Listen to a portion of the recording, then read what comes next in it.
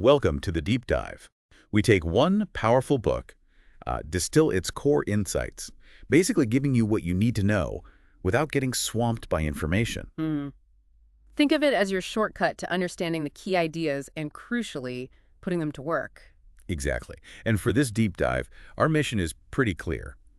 Unpack the main principles from this book and find those actionable strategies you can use, like right now, for growth and achievement. Because, let's be honest, you're here to learn, but you want it efficiently. Right. Thoroughly, but without feeling overwhelmed. Precisely. Our goal is just that the essentials, clear and applicable. Okay, so the book kicks off with a concept that sounds, well, almost too simple, but it's incredibly powerful. Yeah, the idea that small, consistent actions, day in, day out, lead to massive results over time. It's often called the compound effect. And what's really fascinating is how it shifts your focus to those tiny, seemingly insignificant daily choices. Right. The book basically argues that the big wins, the breakthroughs you're aiming for, they often don't come from some huge leap. No, they come from stacking up these small, smart decisions consistently. And to really bring this home, the book uses a fantastic illustration, the magic penny. Ah, yes, the penny. So imagine you get a choice. $3 million cash right now, today. Tempting offer. Very. Or option two, a single penny that doubles in value every single day for 31 days. Now, your gut might just scream, take the $3 million. And honestly, who'd blame you? But when you crunch the numbers, look at the long game. It's pretty staggering. By day 31, that little penny, it's grown to, wait for it, over $10.7 million. $10.7 million. Dwarfs the initial $3 million. Completely. And what's really key here is how counterintuitive it feels, because the real explosive growth happens right at the end. Yeah, like on day 29, it's still only worth about $2.7 million, which is actually less than the instant cash offer. Exactly. Those last 2 days are where the magic, the exponential compounding really kicks in. It really drives home the need for patience with this stuff. Absolutely. It shows just how easy it could be to give up early on when you're not seeing those huge results immediately. Then the book brings it kind of down to earth with a story about 3 friends, Larry, Scott, and Brad. Right. And it tracks them over 31 months. Larry just stays the course, does nothing different. Scott makes tiny positive tweaks, cuts like 125 calories a day, walks a bit more, reads something useful. While Brad makes small, seemingly harmless negative choices. You know, an extra dessert here, skips the walk, maybe watches a bit more TV. And the cumulative effect over those, 2.5 years? It's traumatic. Yeah, Scott ends up losing 33.5 pounds. Well, Brad gains the exact same amount, so you've got a 67-pound difference between them. 67 pounds. All from those tiny, tiny daily habits. It really makes you pause and think about your own small choices, doesn't it? It absolutely does. And the book then talks about the ripple effect. Right, how even one small negative thing, like Brad just having a muffin regularly, can set off a whole chain reaction. Yeah, it leads to lower energy. Maybe that impacts his focus at work, maybe strains his relationship at home, leads to more unhealthy habits. It becomes this kind of downward spiral.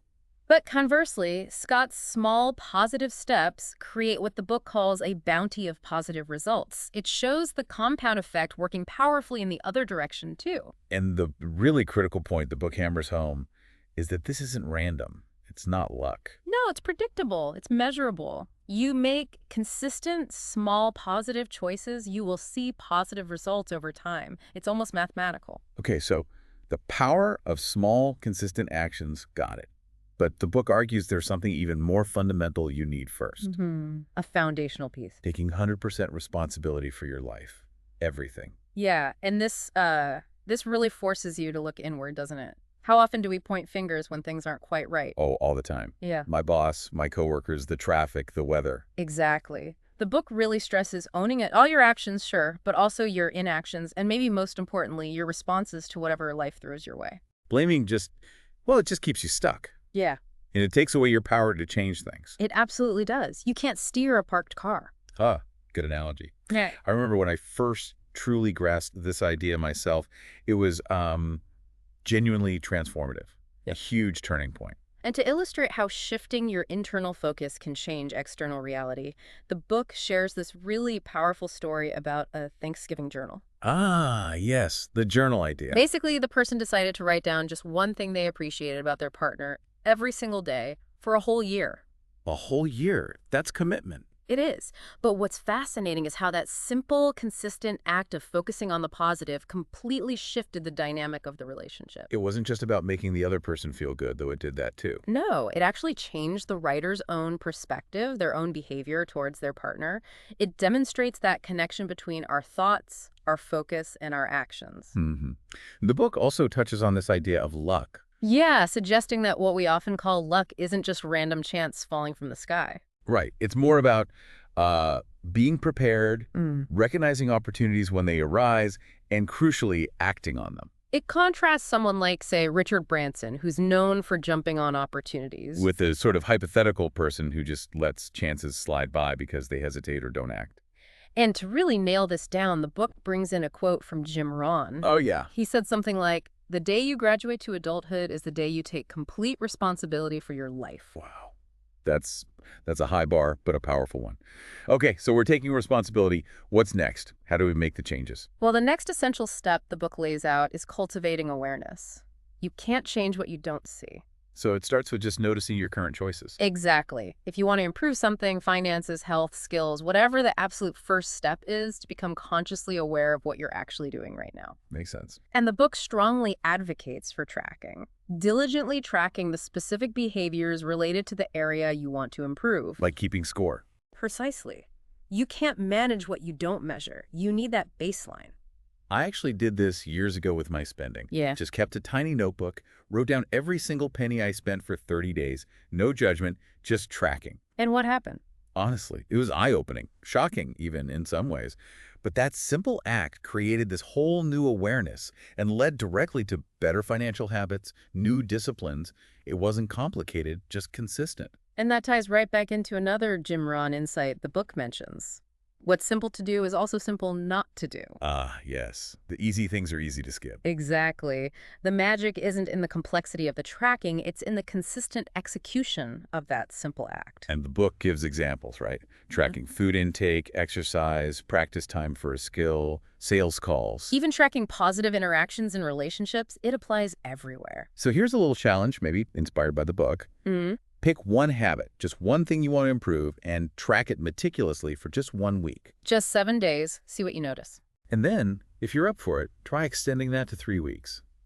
The book suggests you might go from that initial, maybe uncomfortable awareness. To being actually quite happily surprised by the changes you start making once you're truly aware. And tied into this awareness, especially around money, the book introduces the idea of the future cost. Oh, this is a powerful one. It's not just about the $5 you spend on a coffee today. Right. It's about what that $5 could have become if you'd invested it instead. Exactly. The book uses an example like an 8% return over 20 or 30 years.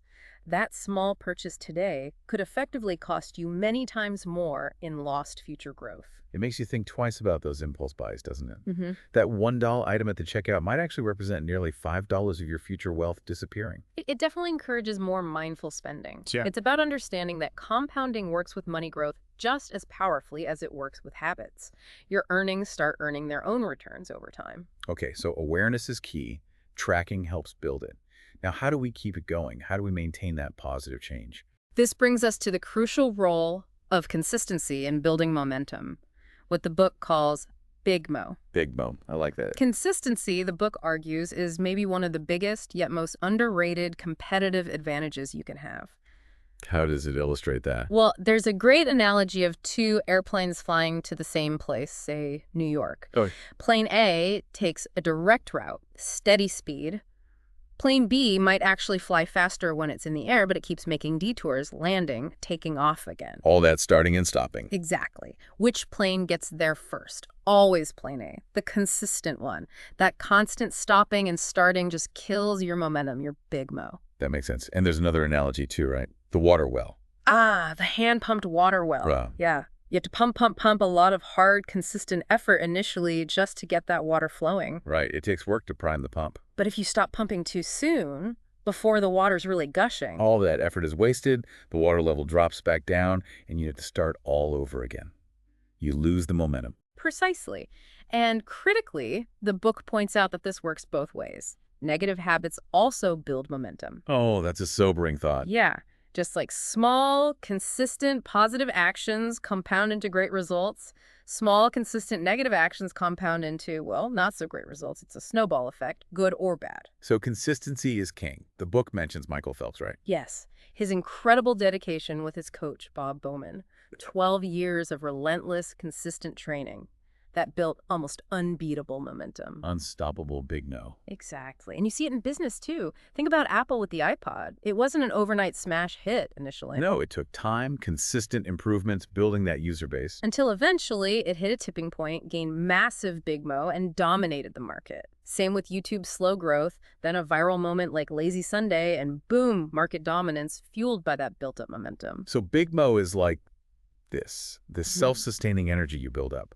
That's a great way to put it, like pushing a giant, heavy flywheel. Hard work to get it turning initially, but once it's spinning fast, it has incredible force and becomes much easier to keep going. Which leads perfectly into the next big idea from the book, the power of routines. Because how do you ensure consistency? You build it into routines. So taking those new positive attitudes, those new behaviors we want, and embedding them into daily, weekly, maybe even monthly structures. Exactly. The book emphasizes this is absolutely crucial for making changes last. Think about habits you already have that are automatic. Brushing your teeth, maybe putting on your seatbelt. You don't really think about them, do you? They're ingrained routines. Not at all. Well, the book argues that highly successful people do the same thing with their disciplines. They build routines around those positive actions, making them almost automatic over time. So it reduces the need for constant decision-making and willpower. Precisely. It puts success on autopilot to some extent. The book uses a golf example, right? Yeah. Jack Nicklaus. Yes, his incredibly consistent pre-shot routine. Every single time. It helped him stay focused, perform under pressure. And it contrasts him with Greg Norman, who apparently had a less consistent routine and sometimes struggled under pressure because of it. Right. It highlights how that routine provides stability and focus. The book strongly recommends bookending your day. Meaning structured morning and evening routines. Exactly.